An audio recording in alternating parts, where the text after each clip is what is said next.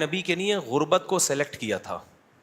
حالانکہ آپ مالدار بننا چاہتے بن سکتے تھے, لیکن نبی آخری نبی ہے نا, تو اس میں کیا حکمتیں ہیں وہ میں بھی نہیں چھیڑوں گا.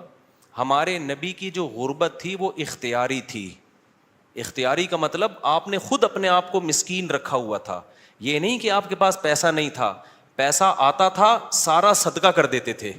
صبح آیا شام تک نہیں بچا, شام کو آیا صبح تک نہیں بچا. لیکن مجھے اور آپ کو اس طرح کرنے کی شریعت میں اجازت نہیں ہے کہ آج سے پتہ چلے آپ نے سارے بینک خالی کیے, سارا سونا وونا گھر کے پلاٹ کی فائلیں والے بیچ باچ کے تمبو لگا کے روڈ پہ آ کے بیٹھ گئے اور بیگم سے کہہ رہے ہو رہنا ہے اسی طرح رہو تمبو میں ورنہ نکلو. یہ آپ کو اجازت نہیں ہے. کیوں نہیں ہے؟ یہ ٹاپک نہیں ہے میرا, کیونکہ میں نے اگر اس ٹاپک پہ چلا گیا تو یہ جو ٹاپک آج لے کے چل رہے ہیں وہ چینج ہو جائے گا. بس ابھی فی الحال یقین کر لیں کہ مولوی صاحب اگر کہہ رہے ہیں تو علم کی بنیاد پہ کہہ رہے ہوں گے. تو یہ نبی کے لیے اللہ نے اس طرز زندگی کو سلیکٹ کیا ہے, میرے اور آپ کے لیے یہ نہیں ہے. ہمارے اور آپ کے لیے یہ کہ تمیز سے اچھے بچوں کی طرح کماؤ, کچھ جمع بھی کرو, خرچ بھی کرو, گھر والوں پہ ہاتھ بھی کھلا رکھو, اچھے بچوں کی طرح اس طرح سے زندگی گزارو, فنٹر بننے کی کوشش فرض واجب نماز روزہ یہ پورے کرو بس. لیکن نبی کا معیار اونچا تھا. تو نبی صلی اللہ علیہ وسلم نے فرمایا تعالینا امتعکن واسرحکن سراحا جمیلا, میں تمہیں رخصت کر دیتا ہوں, کسی مالداروں سے شادی کر لو. اس زمانے میں طلاق یافتہ بیوہ کی شادی ہونا کوئی مسئلہ نہیں تھا, ایک سے ایک رشتہ مل جاتا تھا. یہ تو ہمارے زمانے میں نحوست ہے کہ نہیں ہوتی شادیاں. اور اگر تم اسی طرح رہنا چاہتی ہو تو اسی طرح غربت میں میرے ساتھ گزارا کرنا پڑے گا. تو تمام کی تمام امہات نے, نبی نے ان کو طلاق کا باقاعدہ اختیار دیا. یہیں سے علماء نے مسئلہ نکالا ہے کہ طلاق مرد خود بھی دے سکتا ہے, بیوی کو طلاق کا اختیار بھی دے سکتا ہے. اگر مرد اپنی بیوی سے کہہ دے کہ میں نے تجھے طلاق کا اختیار دیا تو یہ اختیار عورت کے پاس بھی آ جاتا ہے, پھر وہ اپنے اوپر طلاق واقع کر سکتی ہے. اس سے بھی پتہ چلتا ہے کہ عدالتی خلا جو آج کل چل رہا ہے اس میں اسلام میں اس کی کوئی حیثیت نہیں ہے, کیونکہ مرد جب بیوی کو رائٹ دے گا تو ہوگا, کورٹ کے دینے سے نہیں ہوتا. جج صرف اپنی بیوی کو طلاق دے سکتا ہے, دوسروں کی بیویوں کو جج طلاق نہیں دے سکتا. یہ بار بار بیان کرتا رہا ہوں میں, کیونکہ دنیا کا نظام چینج ہو رہا ہے, ہر جگہ ایسا ہی ہو رہا ہے. یہ جو آج کل سسٹم چینج ہو گیا نا, تو اب کیا ہے, اللہ یہ کہ چند صورتوں میں جج بھی دے سکتا ہے, وہ الگ ٹاپک ہے. تو نبی صلی اللہ علیہ وسلم نے طلاق کا باقاعدہ اختیار دے دیا. یہ نہیں کہا کہ تم چاہتی ہو تو میں تمہیں طلاق دے دیتا ہوں, نہ, باقاعدہ رائٹ دے دیا کہ اپنے اوپر واقع کر لو. حضرت عائشہ رضی اللہ تعالی عنہا کا جب نمبر آیا, اچھا عورت اگر اسی مجلس میں وہ اختیار واپس کر دے تو ختم ہو گیا اختیار. مرد نے جس مجلس میں اختیار دیا نا اس مجلس کے ساتھ رہتا ہے, ہمیشہ کے لیے دے دیا تو ہمیشہ کے لیے, مجلس کے ساتھ دے دیا تو جب تک اس مجلس میں ہے طلاق واقع کر سکتی ہے, جب مجلس ختم ہو گئی تو طلاق کا آپشن بھی ختم. تو نبی نے حضرت عائشہ کو سے بھی فرمایا کہ تمہیں بھی میں اختیار دیتا ہوں, لیکن آپ نے فرمایا جلد بازی نہ کرنا. کیا مطلب؟ جلدی میں یہ نہیں کہہ دینا کہ بھائی مجھے نبی قبول ہیں, ایسا نہ ہو. کم عمر تھی نا حضرت عائشہ, ایسا نہ ہو جلد بازی میں فیصلہ کرو پھر دوبارہ کل فاقے پڑیں, پھر بولو بھائی کہ یہ میں نے فیصلہ کیا تھا, غلط کر دیا تھا. اس لیے آپ نے فرمایا اپنے گھر میں پہلے مشورہ کر لو. حضرت عائشہ سے فرمایا اپنے گھر میں جا کے مشورہ کر لو, مشورے کے بعد سوچ سمجھ کے ایک رائے قائم کرو کہ اسی فقر و فاقہ میں 40 دن چولہا نہیں جلے گا, اسی میں گزارا کرنا ہے یا مجھ سے طلاق لے کے کہیں اور شادی کرنی ہے. جلدی میں فیصلہ نہ کرو. حضرت عائشہ کو اتنا غصہ آیا نا نبی کے اس بات پر, فرمایا افی کا اشاور, آپ کے بارے میں مشورہ کروں گی میں, یعنی پیغمبر کے بارے میں اپنے ابا اماں سے جا کے مشورہ کروں گی کہ رہنا کہ نہیں رہنا, مطلب کوئی مشورہ نہیں کرنا, رہنا ہے. یہ جو غیر مسلم طنز کرتے ہیں نا کہ پیغمبر نے شادی کی اتنی کم عمر میں, اتنی بڑی عمر میں ایک نو عمر لڑکی سے, تو اس نو عمر لڑکی کو طلاق کا اختیار دیا جا رہا ہے اور وہ کہہ رہی ہے کہ آپ کے بارے میں نے کسی سے مشورہ نہیں کرنا. یہ سوال ہی غلط ہے. افی کا اشاور, یہ کیسے ہو سکتا ہے؟ آپ جیسا شوہر مجھے کہاں ملے گا؟ کوئی مشورہ نہیں, آپ کے ساتھ ہی رہنا ہے. تو یہ غیر مسلم جو اعتراض کرتے ہیں نا نبی پر, یہ مدعی سست اور گواہ چست, جس کے حق کی بات کر رہے ہیں حضرت عائشہ کی کہ معاذ اللہ ان کے ساتھ ظلم ہو گیا کہ کم عمر میں اتنی بڑی عمر سے شادی کرا دی ان کی. اس کم عمر کو تو یہ احساس نہیں ہو رہا, ان کو تو یہ ہو رہا ہے کہ اس سے اچھا رشتہ میرے لیے اس کائنات میں کوئی نہیں ہے. ہندو اور عیسائی کو اعتراض ہو رہا ہے کہ بچی پہ کیا ہو گیا, ظلم ہو گیا. اس کو کہتے ہیں مدعی سست اور گواہ بولو چست. جیسے کہ آپ لوگ بالکل بھی چست لگ نہیں رہے ہو مجھے اس وقت تراویح کی وجہ سے. تو یہ خود ہمارے پیغمبر کی ایک بہترین سیرت ہے کہ اتنی عمر میں ہو کے ایک کم عمر سے 9 عمر سے نکاح کیا, اور کھلانے پلانے کو بھی کچھ نہیں ہے, اور 8 سوکنے بھی ہیں, پھر بھی وہ کہہ رہی ہیں کہ آپ کے بارے میں مشورہ بھی نہیں کرنا میں نے. حالانکہ اب تو زندگی گزار چکی تھی نبی کے ساتھ. اگر وہ شروع میں فیصلہ معاذ اللہ غلط ہو گیا تھا شادی کا, تو اب تو ٹائم گزر چکا تھا نا, اب تو آپ کے پاس آپشن تھا بھائی میں نہیں رہتی. وہ کہہ رہی ہیں آپ کے بارے میں نے مشورہ بھی نہیں کرنا, اور یہ ناممکن ہے. یہ کیسی بات آپ کر رہے ہیں, میں آپ کے بارے میں کیسے مشورہ کر سکتی ہوں.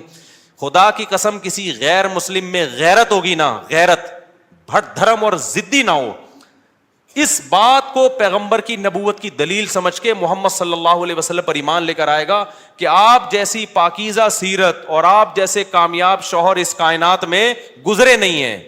آج کوئی 50 سال کا 9 سال کی سے کر کے دکھائے, چند دن گزارے اور کھلانے کو روٹی بھی نہ ہو, اچھی بھلا جو بیوی ہوگی نا وہ مارکیٹ سے کیا ہو جائے گی, شارٹ ہو جائے گی. بلکہ آج جو مارکیٹ سے شارٹ ہو رہی ہیں بیویاں وہ والی ہو رہی ہیں جو جوڑ کی شادیاں, جو ظاہری اعتبار سے بھی جوڑ کی شادیاں. 25 سال کے لڑکے کی 24 سال کی لڑکی سے شادی ہو رہی ہے, 25 سال کا یہ پی ایچ ڈی بھی ہے, پروفیسر بھی ہے, اور کروڑ روپے کما بھی رہا ہے, اور بیگم غریب بھی ہے. پھر بھی جس دن مارکیٹ سے آٹا شارٹ ہوا, بیگم اسی دن مارکیٹ سے شارٹ ہو گئی. آٹا شارٹ ہونے کی فکر اتنی نہیں ہوتی جتنی اس کو بیگم کے شارٹ ہونے کی. ہمارے پاس تو کیسز آ رہے ہیں نا, کورٹ میں بھی آ رہے ہیں. ذرا سا بے روزگار ہوا, بیگم شارٹ. وہ کہتی تیرے میں ہے کیا جو میں تجھ سے تیرے ساتھ رہوں, ایک آٹا دے رہا تھا وہ بھی نہیں ہے بھائی. تو یہ محمد صلی اللہ علیہ وسلم کے بہترین شوہر ہونے کی دلیل. میدان جنگ میں آپ سے بہترین کمانڈر کوئی نہیں, سیاست میں آپ سے بہترین سیاست کسی کے پاس نہیں, گھر میں آپ سے بہترین شوہر کوئی نہیں. ایک ہی وقت میں تمام بہترین صفات اللہ نے اکیلے محمد صلی اللہ علیہ وسلم میں جمع کر دی, جبکہ اسباب اور وسائل بالکل بھی نہیں ہے. اسباب اور وسائل تو پیسے کو بولتے ہیں نا, وہ بالکل بھی نہیں ہے. اب میں وہ اس واقعے کی طرف آتا ہوں. اب مجھے بتاؤ, ہاں تو میں آپ سے یہ کہہ رہا تھا کہ بیگم صاحبہ کو خوب اچھا کھلائیں, جو خود پہنے اس کو پہنائیں, جو خود کھائیں اس کو کھلائیں. لیکن قدرت کی طرف سے اگر غربت آ گئی ہے بھائی, تو پھر ٹینشن لینے کا نہیں ہے. پھر بیگم اگر کہتی ہے نہیں رہنا, کوئی بات نہیں بیگم, میں تو یہی کچھ کھلا پلا سکتا ہوں, رہنا ہے رہو, نہیں تو پتلی گلی سے نکلو, ہم کسی اور سے شادی کر لیں گے. ایک دم سے نہ نکال دو, پہلے مجھ سے مشورہ لے لینا.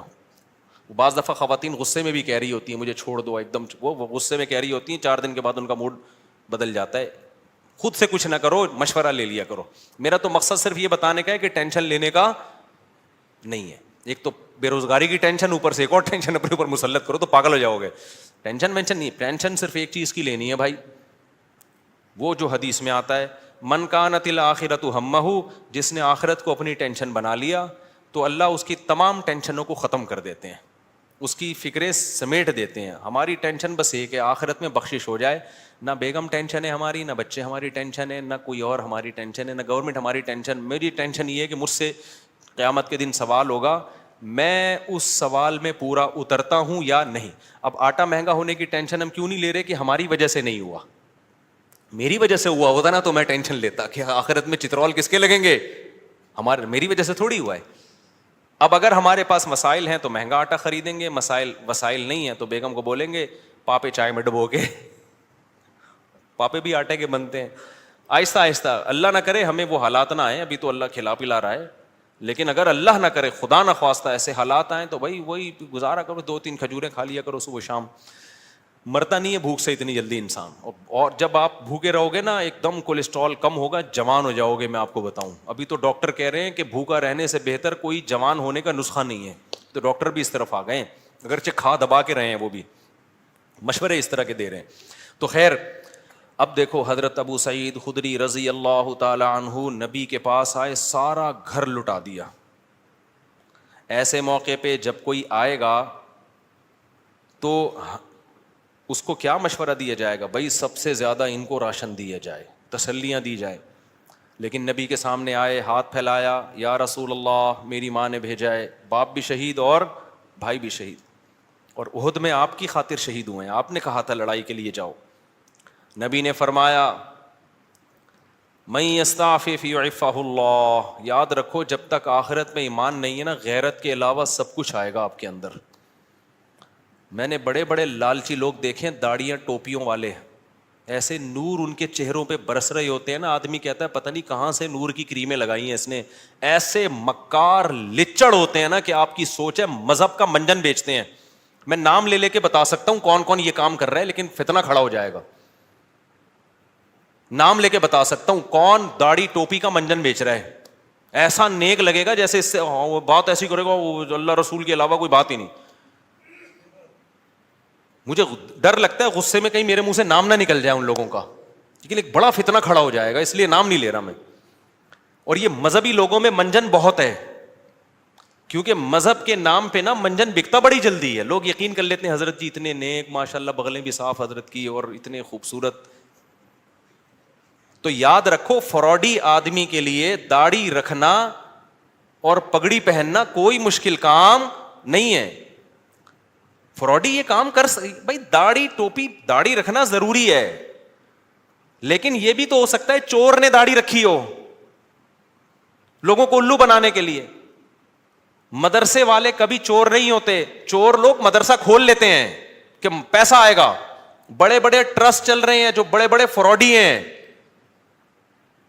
سارے ٹرسٹ فراڈی نہیں ہیں لیکن فراڈی ٹرسٹ بھی ہیں بہت سارے. مجھے خود ایک وکیل نے بتایا کہ جب کسی آدمی کو کروڑ پتی بننا ہوتا ہے نا, اور گاڑیاں منگوانی ہوتی ہیں کسٹم پے کیے بغیر, تو وہ ٹرسٹ کھول لیتا ہے. اس نے مجھے بتایا کتنے لوگوں نے ٹرسٹ کھولے ہوئے ہیں پاکستان میں, دبا کے نوٹ چھاپ رہے ہیں. تو یہ دھندے پاکستان میں سب سے زیادہ ہوتے ہیں, دنیا میں اتنے زیادہ بولو نہیں ہوتے. لیکن ہماری قوم اندھی ہے خدا کی قسم, غصہ آ رہا ہے مجھے. اور رمضان میں تو طبیعت سے چورن بکتا ہے, اٹھا اٹھا کے پھینک رہے ہیں پیسے, یہ لے یہ لے یہ لے. ابے دیکھ نہیں رہے یار یہ کیا کر رہا ہے, یہ اتنا اندھا اعتماد. تمہیں اللہ نے ایک پیسے کی نعمت دی, اس کو برباد تو نہ کرو نا تم. ایک اور کام رمضان میں ذہن میں رکھو, موضوع سے ہٹ رہا ہوں فوراً آ رہا ہوں پھر اس طرف. ایک اور کام, کیونکہ رمضان میں منجن زیادہ بکتا ہے. دیکھو دینی مدرسوں کا جتنا میں قائل ہوں نا, آپ نہیں قائل. میں اگر یہاں بیٹھا ہوں تو مدرسوں کی وجہ سے بیٹھا ہوں, اللہ مجھ سے جو ٹوٹا پھوٹا دین کا کام لے رہا ہے. لیکن مدرسے میں چندہ دینے سے پہلے سوچو یہ قابل اعتماد مدرسہ ہے یا نہیں ہے. بہت دفعہ ایسا ہوتا ہے کہ آپ کو میں پیسہ کمانے کا طریقہ بتا رہا ہوں, غلط طریقہ. آپ اگر بے روزگار ہیں نا, پاکستان میں بے روزگاری ایک بہت بڑا مسئلہ ہے, لیکن یہ مسئلہ میں آپ کا 2 منٹ میں کیا کر رہا ہوں, ختم کر. جہنم میں تو جاؤ گے لیکن مسئلہ بے روزگاری کا ختم ہو جائے گا. آپ نے کیا کرنا ہے, آپ نے ایک زمین خریدیں, وہ بھی چندے کے پیسوں سے, ٹھیک ہے نا, کہ بتائیں میں ایک مدرسہ کھولنا چاہتا ہوں. اس سے پہلے آپ کو داڑھی رکھیں, آپ داڑھی, کیونکہ لوگ پھر اس پہ زیادہ اعتماد ہے, اور پگڑی باندھیں. مولانا طارق جمیل صاحب کے ساتھ 6 سیلفیاں, مفتی طارق مسعود صاحب کے ساتھ 7 سیلفیاں. مفتی صاحب کے پاؤں دبائیں, میرے پاؤں دبائیں, سر میں مالش کر کے چپکے سے ویڈیو بنائیں کہ دیکھو میں مفتی صاحب کی خدمت کر رہا ہوں, میں گلے مل رہا ہوں, ویڈیو بنائیں. مولانا طارق جمیل صاحب کو ہدیہ دیتے ہوئے ویڈیو بنائیں, ٹھیک ہے. ایک بیان ان سے اپنے حق میں کروا لیں گے, بہت اچھا ہے, آدمی بیان تو کر ہی دیتا ہے نا. میرے پاس بھی کوئی آئے گا, اچھا ہی لگ رہا ہے بھائی, اچھا ہے ماشاء اللہ. چند چیزیں اس طرح, ڈاکٹر ذاکر نائک سے ملاقات ہو جائے تو سبحان اللہ, ایک آدھ سیلفی وہاں سے لے لی آپ نے. اور پھر آپ نے کیا کیا ہے, 1-2 دفعہ غریب کو گلے ملتے ہوئے رو لیں, پیاز کاٹ کے جائیں, آنسو پہلے نکلیں گے, ایک دم رو کے ایک تصویر بنا لیں, غریب کو مل کے رو رہے ہیں. بہترین, خدا کی قسم ایسا طریقہ ہے نا, تم نوٹ تمہارے پاس نا رکھنے کی فرصت نہیں ہوگی, یار کدھر رکھوں, تھیلے بھر گئے سارے. اس کے بعد آپ نے کیا کرنا ہے, آپ نے اناؤنس کرنا ہے میں ایک مدرسہ بنا رہا ہوں, یتیم خانہ کھول رہا ہوں. آپ نے 4 دیواری کھڑی کی, اس میں 4-6 یتیم بچے, آپ جائیں وہاں سے کچھ بچے ادھار لیں. ادھار کا مطلب کوئی اپنے بچے دیتا تھوڑی ہے, ان کو بولیں کہ ہم کچھ دن ان کو کھلائیں گے پلائیں گے, تو مائیں دے دیتی ہیں, چلو یار کچھ دن کیا, قرآن بھی پڑھائیں گے, تو قرآن پڑھ رہے اس بہانے. یہ آپ کو پتہ ہے, اللہ کو پتہ ہے. وہ 4-6 یتیم بچے جو شکل سے بھی یتیم لگ رہے ہوں, اور اگر یتیم نہ بھی ہوں تو وہ بچے جو لگ رہے ہوں یتیم شکل سے, بعض یتیم ہوتے نہیں ہیں, لگتے ہیں یتیم, اللہ کی طرف سے ڈیزائننگ کچھ اس طرح کی ہوتی ہے, ٹھیک ہے, وہ لگ کیا رہے ہوتے ہیں, یتیم لگ رہے ہوتے ہیں. رمضان میں بہترین بزنس, تو آپ نے وہ 4 دیواری میں 8, 10, 15, 20 جتنے ہو سکے ایک بھی لے آؤ گے نا تو دھندا تو چلنا شروع ہو جائے گا. وہ یتیم بچے لا کے ڈال دیے, پھر اس کے بعد آپ اپنی 2-4 نمازوں کی تصویریں دعا مانگتے ہوئے, ٹھیک ہے نا, اور پھر آج کل خلافتیں بھی مل جاتی ہیں, ایک آدھ بزرگ کے تھوڑا سا کچھ آپ جو 2 نمبر قسم کے بزرگ ہوتے ہیں ہدیے ودیے دیے اور تھوڑا سا خلافت لے لی, وہاں سے اس کے بعد پھر میرے بھائی اب جو آپ کے پاس پیسہ آئے گا نا, آپ آگے آگے اور پیسہ آپ کے پیچھے پیچھے. لوگ کہیں گے یار یہ میری طرف سے بکرا, 10-10, 20-20 لوگ بکرے لا رہے ہوں گے, 9 بکرے آپ کے گھر میں, 1 بکرا کاٹ کے بچوں کو کھلا دو. لوگ سمجھ رہے ہوں گے دیکھو بکرا کھلا رہا ہے نا, یہ لوگ یہ تھوڑی دے رہے ہوں گے کم بخت کھلا کتنا رہا ہے, اور 9 تو گھر میں پہنچائے ہیں اس نے, اور وہ قصائیوں سے ان کے رابطے ہیں, وہ بک رہے ہیں مارکیٹ میں. گاڑیاں بڑی بڑی لینڈ کروزر جیسی گاڑیاں, بھائی کس کی مدرسے کی گاڑی ہے بھائی, تیرا ابا تو سائیکل بھی نہیں چلاتا تھا, تیرے پاس اتنی بڑی گاڑی کہاں سے آ گئی, تو کون ہوتا ہے مجھ سے پوچھنے والا, وہ یہ جواب دے گا آگے. ایسی لگژری لائف ہوگی نا, ان 6 یتیم بچوں کو ادھار لیا تھا واپس کر کے, اب سچی مچی کا یتیم آنا شروع ہو جائیں گے. جب پتا چلے گا نا یہ لوگ کھانے میں بکرے کھلاتے ہیں, تو پھر تو جو یتیم نہیں بھی ہیں, ابا کہے گا یار اس کو یتیم ہی فرض کر کے میرے بچے کو بھی یہاں داخل کر لے, بلکہ میرے ابا بھی مر گئے تھے, میں بھی یتیم ہی ہوں. ایسا نوٹ چھاپنے کی مشین بنو گے, بنے ہوئے ہیں لوگ, بنے ہوئے ہیں, بڑے بڑے مدرسوں کے نام پہ فراڈ ہو رہا ہے. میں نہیں کہہ رہا مدرسے فراڈی ہوتے ہیں, فراڈی لوگ بھی مدرسہ بناتے ہیں. اب آپ نے یہ نہیں کرنا کہ مدرسوں کو دینا بند کر دیں, اس سے تو اچھے مدرسے بھی بند ہو جائیں گے. آپ نے تحقیق کرنی ہے کون واقعی دیندار لوگ ہیں, امانت دار لوگ ہیں, کام کر رہے ہیں, اور کون ایسے ہیں جو داڑھی اور پگڑی کے نام پہ منجن بیچ رہے ہیں. یہ آپ نے کرنا ہے, نہیں تو قیامت کے دن الٹے لٹکے ہوئے ہوگے. بہترین بزنس ہے یہاں پہ یہ. اچھا خیر ہم آگے چلتے ہیں میرے بھائی. تو اب کیا تھا کہ حضرت ابو سعید خدری رضی اللہ تعالیٰ عنہ کو نبی نے کیا فرمایا, میں یہ عرض کر رہا تھا کہ آخرت ہوگی نا تو غیرت ہوتی ہے. یہ بہت بڑی اللہ کی نعمت ہے کہ آپ کا ہاتھ اللہ کے سوا کسی کے سامنے نہ اٹھے. اللہ سے مانگا کرو, یہ اسباب بھی اختیار کرو پیسہ کمانے کے, کیونکہ جو اسباب اختیار نہیں کرتا اللہ اس کی مدد نہیں کرتا. اگر گھر میں پڑے ہوئے ہو, محنت نہیں کر رہے اور کہہ رہے ہو کہ بس اللہ ہی دے گا, تو پھر اللہ آپ کو بھکاری بنائے گا, یہ یاد رکھنا. آپ نے کیا کرنا ہے, اپنی پوری کوشش کرنی ہے پیسہ کمانے کی, دماغ لگانا ہے. کیوں؟ رزق حلال عین عبادت ہے. الکاسب حبیب اللہ, محنت کر کے کھانے والا وہ اللہ کا دوست ہے. تو اب کیا ہے, ہمارے نبی نے حضرت ابو سعید خدری سے فرمایا کہ من یستعفف یعفہ اللہ. کیا مطلب؟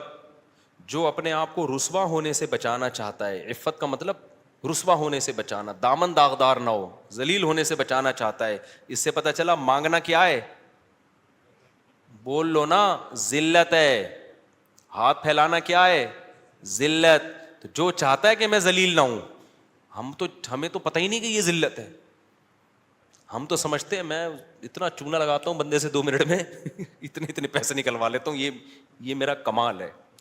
ایک چور کو پکڑا نا, کورٹ میں لے کر گئے, عدالت نے کہا یار تم نے اتنی خوبصورتی سے چوری کی, کسی کو پتہ ہی نہیں چلا. چور کہتا ہے شکریہ سر, آپ نے میری اتنی تعریف کی, اتنا زبردست چور ہوں میں. جج نے کہا کم بخت میں تیری تعریف نہیں کر رہا, تیری برائی کر رہا ہوں. تو نبی نے فرمایا من یستعفف یعفہ اللہ, جو اپنے آپ کو رسوا ہونے سے بچانا چاہتا ہے اللہ اسے رسوائی سے بچاتا ہے. اب سوال پیدا ہوتا ہے کہ رسوائی سے تو بچ جائیں گے, لیکن ٹینشن تو ہے نا, فاقے تو پڑ رہے ہیں, مصیبت تو ہے. اگلا جملہ نبی نے فرمایا وَمَن يَتَصَبَّرْ, جو اللہ سے صبر مانگتا ہے, يُصَبِّرْهُ اللہ, اللہ اسے صابر بھی بنا دیتا ہے. اس ٹینشن میں اللہ سے مانگو صبر, تو اللہ کیا کرے گا, صبر دے دے گا. جیسے موسیٰ علیہ السلام کی ماں نے جب حضرت موسیٰ کو صندوق میں رکھا نا بچے کو, تو فرعون نے پکڑ لیا اس بچے کو. اب قرآن کہہ رہا ہے موسیٰ کی ماں دل برداشتہ ہو گئی, میرا بچہ کس کی گود میں چلا گیا ہے, فرعون کی. ماں تو ایک دم ہو جائے گی نا. اگر جا کے بتا دیتی کہ میرا بچہ ہے, فرعون نے فوراً قتل کر دینا تھا اس کو. لیکن عورت جذباتی ہوتی ہے, وہ انجام نہیں دیکھتی, وہ جذبات سے مغلوب ہوتی ہے. لیکن قرآن کہتا ہے وَرَبَطْنَا عَلَىٰ قَلْبِهَا، ہم نے موسیٰ کی ماں کے دل کو باندھ دیا. کیا بلاغت ہے قرآن کی. موسیٰ کی ماں کے دل کو کیا کر دیا؟ رسیوں سے باندھ دیا، جیسے ہلے نہیں اپنی جگہ سے، دل برداشتہ نہ ہو. یہ قرآن کی بلاغت ہے، یعنی صبر کی توفیق دی. اس صبر کی توفیق کو بیان کرنے کے لیے قرآن کیا کہتا ہے؟ موسیٰ کی ماں کو کے دل کو ہم نے رسی سے کیا کر دیا؟ ایسے کس کے باندھ دیا. ہلے نہیں بھائی. جیسے کسی بندہ ہل رہا ہو نا، آپ اسے رسی سے کس کے بالکل بند کر دو، اب وہ گیا، یعنی وہ ہلنا بھی چاہے تو نہیں ہلے. تو اس سے پتہ چلتا ہے کہ بعض دفعہ انسان بے صبرا ہو رہا ہوتا ہے، لیکن اللہ کی طرف سے اس کو ایسی توفیق ملتی ہے کہ اللہ اس کے دل کو رسیوں سے باندھ دیتے ہیں. ہلنا نہیں، چپ کر کے تمیز سے بیٹھا رہے، مجھ پر اعتماد اور توکل کر.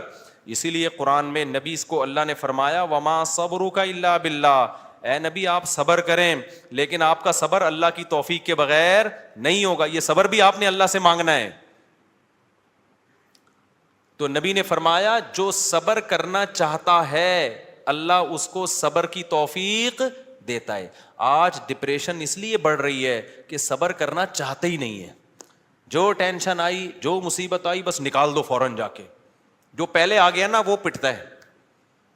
آپ جب غصے میں بیٹھے ہو تو جو شروع میں آ گیا نا وہ اس کا کیا ہو گیا؟ بیڑا غرق ہو گیا. اس کے بعد حدیث دیکھو، حضرت ابو سعید خدری واپس چلے گئے. کیوں؟ نہ ماں نے کوئی اعتراض کیا، نہ 10 سال کے بچے نے کوئی اعتراض کیا. کیوں؟ لیڈر کو دیکھ رہے تھے کہ لیڈر ہم سے زیادہ قربانی دے رہے، اور آپ کی صداقت پہ یقین تھا. حدیث میں آتا ہے کہ حضرت ابو سعید خدری نے زندگی بھر کسی سے نہیں مانگا، یہاں تک کہ اپنا کوڑا بھی گرتا تھا نا اونٹ سے تو نیچے اتر کے اٹھاتے تھے، وہ کوڑا بھی نہیں مانگتے تھے کسی سے. حالانکہ یہ تو ٹھیک ہے کوئی کوڑا دے دو مجھے میرا کوڑا، لیکن نہ نہ نہ نہ بٹ نہیں تو مطلب نہیں، اب سب کچھ خود کرنا ہے، اب نہیں مانگنا کسی سے کوڑا. وجہ کیا ہے؟ لیڈر کی طرف سے موٹیویشن مل رہی ہے، کیونکہ پتا ہے لیڈر یہ بات بتانے کے پیسے بولو نا نہیں لے رہا، اور دیکھ رہے ہیں کہ ہمارے گھر میں فاقہ ہے تو لیڈر کے گھر میں اس سے زیادہ فاقہ ہے، اس سے زیادہ فاقہ ہے. تو اس لیے آپ اگر گھر میں سربراہ ہیں نا، بچوں کو انسان کا بچہ بنانا چاہتے ہیں تو پہلے خود انسان کا بچہ بننا پڑے گا. یہ میں اصل میں ایکچولی میں یہ کہنا چاہ رہا تھا، جس کے لیے پورا میں نے واقعہ سنا ہے. اصل آپ کون سا میدان جنگ میں جا رہے ہو، جہاد میں جا رہے ہو، ماں باپ اور بھائیوں کو کٹوا رہے ہو آپ. تو ایکچولی جو میں بات عرض کرنا چاہ رہا تھا کہ اگر آپ چاہتے ہو کہ آپ کی بیوی انسان کی بچی بن کے رہے تو آپ کو پہلے انسان کا بچہ بننا پڑے گا. آپ چاہتے ہو کہ میرے گھر میں اخلاق کا ماحول ہو، تمیز سے بات کیا کریں، تو پہلے آپ کو تمیز سے بات کرنی پڑے گی. آپ بیگم سے کہہ رہے ہو تمیز سے بات کرو، اس کا مطلب آپ خود ہی تمیز سے بات نہیں کر رہے. وہ تو آپ کا ایٹیٹیوڈ دیکھ رہی ہے نا.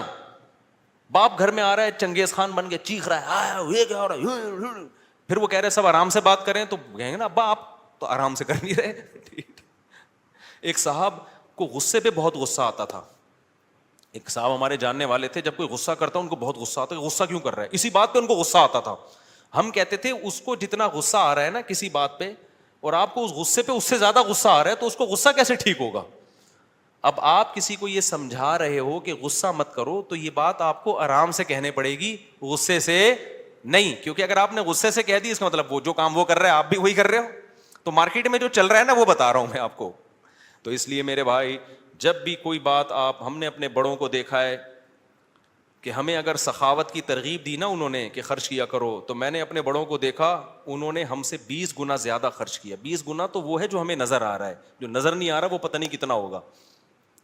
ہم نے دیکھا کہ انہوں نے ہمیں کہا کہ عبادت کیا کرو، تو ہم نے دیکھا کہ وہ ہم سے کئی گنا زیادہ عبادت کر رہے ہیں.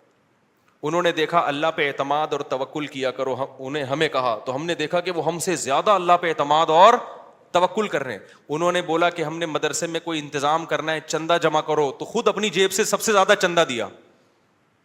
نہیں یاری بات چھوڑو رہنے دو ایسے ہی ٹھیک ہے. تو گھر میں بچوں کو عمل دکھایا کرو، آپ اگر اپنے بیٹوں کو سمجھاتے ہو کہ بہنوں کے ساتھ اچھا سلوک کرو، یہ اس زمانے کی بات ہے جب گھر میں بچے بچیاں ہوا کرتے تھے، اب تو ایک آدھ ہوتا ہے تو وہ سارا سیٹ اپ ہی برباد ہو. پہلے یہ ہوتا تھا 7-8 بہن بھائی ہیں تو ماں باپ بھائیوں کو حکم دیتے تھے بھائی بیٹوں کو بھی بیٹیوں کا بھی خیال کرنا. اب تو ٹیاں ہے ہی نہیں، ٹی رہ گئی ہے، بیٹیاں نہیں ہوتی، ایک آدھ بیٹی ہوتی وہ خود ہی اپنا خیال رکھ لے گی، اس کے لیے آپ کو نہ وصیتیں کرنے کی ضرورت نہ تکلف کی. یہ ان لوگوں کی بات کر رہا ہوں جن کے ہاں بچے ہوتے ہیں، خاندان ہوتے ہیں، چاچے مامے خاندان گھر آباد ہوتے ہیں، تو ان کے لیے خصوصی پیکیج ابھی میں پیش کر رہا ہوں کہ جب وہ اپنے بیٹوں کو سمجھائیں کہ اپنی بیٹیوں کا خیال کرنا، تو کیا مطلب بھائیوں کو سمجھا رہے ہیں بہنوں کا، تو پھر آپ نے ان کے سامنے اپنی بہنوں کا خیال کر کے دکھانا ہے. اپنی بہنوں کو دعوت دو، ان کو ہدیے دو، ان کو پیسے دو، بچوں کو پتا چلے ہمارا ابا اپنی بہنوں کا اتنا خیال کرتا تھا تو ہمیں بھی ابا کے جانے کے بعد اپنی بہنوں کا خیال کرنا ہے. ان کو پتا ہے ابا کے پاس نصیحتوں کے علاوہ کچھ بھی نہیں ہے، ٹھیک ہے. پوری تقریر ابا کی 1 گھنٹے کی ہوتی ہے، لیکن ابا کی جب بہنیں آتی ہیں تو ابا 5 روپے بھی خرچ کرنے کے لیے تیار نہیں ہے.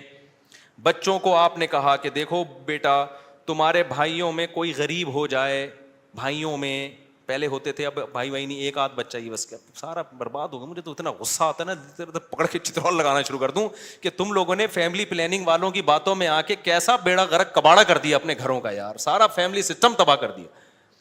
اس کے لیے شادی کرنے کی ضرورت ہی نہیں تھی تم لوگوں کا یار. شادی تو ہوتی بچے پیدا کرنے کے لیے، ایسے ہی تھوڑے دن رہ گئے تھے زندگی گزار لیتے. ٹینشن، بیگم کی ٹینشن کی بھی کیا ضرورت ہے، اور اگر ٹینشن لے لیے تو ایک آدھ بچے سے زیادہ تو پھر اس کی ٹینشن ہوتی ہے. بچوں کی وجہ سے تو بیوی کو پال رہا ہوتا ہے آدمی. خیر اب یہ باتیں پھر خواتین ناراض ہوتی ہیں، ویسے بھی پالتا ہے، ایسا نہیں ہے صرف بچوں کی وجہ سے، تو بلکہ پالتا کہاں ہے، خود پلتی ہیں. تو میرے بھائی میں یہ عرض کر رہا تھا کہ آپ نے بیٹوں کو سمجھانا ہے کہ اگر تمہارے بھائیوں میں سے کوئی غریب ہو جائے تو جس بھائی کو اللہ پیسہ دے گا اس نے اپنے غریب بھائیوں کا خیال کرنا ہے. یہ تقریر جب سمجھ میں آئے گی جب بچے دیکھیں گے ہمارے ابا ہمارے چاچا اور تایا کا خیال رکھتے ہیں. نہیں آ رہی سمجھ؟ آپ کے بھائیوں میں کوئی غریب ہو جائے نا، ایسا نہ کرو کہ وہ آ کے آپ سے بھیک مانگے، یار اللہ کے نام پہ کچھ دے دے، تو گاڑیوں میں گھوم رہا ہے، کچھ ہمیں بھی دے دے. آپ نے پہلے سے ہی ان کو دینا شروع کر دینا ہے، ان کا حصہ ہے. وفی اموالہم حق للسائل والمحروم وآت ذی القربى حقہ. اللہ کہتے ہیں رشتہ داروں کو ان کا حق دو. تو رشتہ داروں میں تو بھائی بہن سب سے پہلے ہیں بھائی. اللہ کہہ رہی ہے ان کا رائٹ ہے، ان کا حق ہے. آپ کے پاس پیسہ ہے، وہ غریب ہیں، تو میں نہیں کہہ رہا ان کو وہی اسٹینڈرڈ دے دو جو آپ کا ہے، اتنا تو کرو نا کہ کچھ تو تھوڑا سا خیال کرو ان کا. ایک کے پاس پیسہ آ جاتا ہے، دوسرا پیچھے پڑا ہوا ہوتا ہے اور وہ کہتے ہیں تجھے ضرورت کیا ہے، تو ضرورت کیا ہو بھائی. بھائیوں کو بہنوں کو ضرورت کی وجہ سے نہیں دیا جاتا. کس وجہ سے دیا جاتا ہے؟ رشتے کی وجہ سے دیا جاتا ہے. یہ اللہ کا حکم ہے، اگر آپ آخرت پر ایمان رکھتے ہو آپ کو یہ کرنا پڑے گا. نہیں رکھتے تو جیسے انگریز زندگی گزار رہا ہے، وہ بیوی کو بھی نہیں کھلاتا، وہ ماں باپ کو نہیں کھلاتا، تو آپ بھی نہ کھلاؤ. تو ایک فیصلہ کر لو، انگریزوں کے طریقے پہ چلنا ہے یا اسلام کے طریقے پہ چلنا ہے. اسلام کے طریقے پہ اگر چلنا ہے تو رشتہ داروں پہ بھی خرچ کرنا پڑے گا، بیوی بچوں پہ بھی خرچ کرنا پڑے گا، والدین پہ بھی خرچ، دیکھو جملہ مکمل ہی نہیں کر رہے، کرنا پڑے گا. تو حضرت ابو سعید خدری کو نبی نے کیا فرمایا؟ جو اللہ سے صبر مانگتا ہے اللہ صبر دیتا ہے. بڑی خاندانی بات. اب اس کا یہ مطلب نہیں ہے کہ مانگنے والوں کو دینا چھوڑ دو، ان کو آپ یہی مشورے دیا کرو. آئندہ کوئی آئے بھکاری تو آپ کو حدیث میں آتا ہے حضرت ابو سعید خدری آئے تھے تو نبی نے ان کو مشورہ دیا تھا، تو میرا بھی مشورہ یہ اللہ سے مانگ جا کے. نبی نے ہر ایک کو یہ مشورہ نہیں دیا، لیول دیکھا لوگوں کا. بہت سے صحابہ آئے، نبی نے ان کو دے دیا کہ ان کا توکل کا وہ لیول نہیں تھا. ابو سعید خدری تو لیڈر تھے نا، بعد میں لیڈر بنے ہیں، جنگوں میں کمانڈر بنے ہیں، علم کے مفتی بھی بنے حضرت ابو سعید خدری. ان صحابہ میں ہر ایک مفتی نہیں تھا، چند مخصوص لوگ تھے جو فتویٰ دیا کرتے تھے. تو مذہبی لیڈر تھے نا حضرت ابو سعید خدری، اس لیے ان کو تیار کیا نبی نے کہ ان کا لیول توکل کا اونچا ہوگا. تو اب یہ جو بیچارہ عام بھکاری آ رہا ہے اس کو وہ والے توکل پہ نہ چڑھاؤ بھائی، ٹھیک ہے نا، جس پہ خود بھی نہیں ہو. ہاں بھکاریوں کو دینا چاہیے نہیں دینا چاہیے اس میں بہت سوچ سمجھ کے. بھکاریوں میں پروفیشنل لوگ بہت زیادہ ہیں. پورے نا سعودی عرب میں بھکاری لوگ کنٹینر بھر کے لا رہے ہوتے ہیں. ایک ہمارے میں پہلے جہاں رہا کرتا تھا نا وہاں ایک جاننے والا بندہ تھا، اس کے بارے میں پتہ چلا کہ سعودی عرب میں وہ حج کرنے گیا اور بھیک جمع کر کر کے پورا کنٹینر بک کرایا, اس کا پورا مال اترا ہے کنٹینر یہاں پہ, وہ سارا بھیک کا کنٹینر تھا. تو حج بھی پتہ نہیں بھیک لے کے گیا ہوگا. تو ایسے بھی لوگ ہیں. تو میں یہ نہیں کہہ رہا کہ بھکاریوں کو نہ دیں, لیکن سوچ لیا کریں کہ مستحق ہے بھی یا نہیں ہے. مفتی طارق مسعود صاحب کے بیانات سننے کے لیے youtube.com/مفتی طارق مسعود کو سبسکرائب کریں, اور اگر آپ لائیو ویڈیو کو کبھی بھی مس نہیں کرنا چاہتے ہیں تو سبسکرائب کرنے کے بعد بیل آئیکن پہ کلک کرنا مت بھولیں. جزاک اللہ.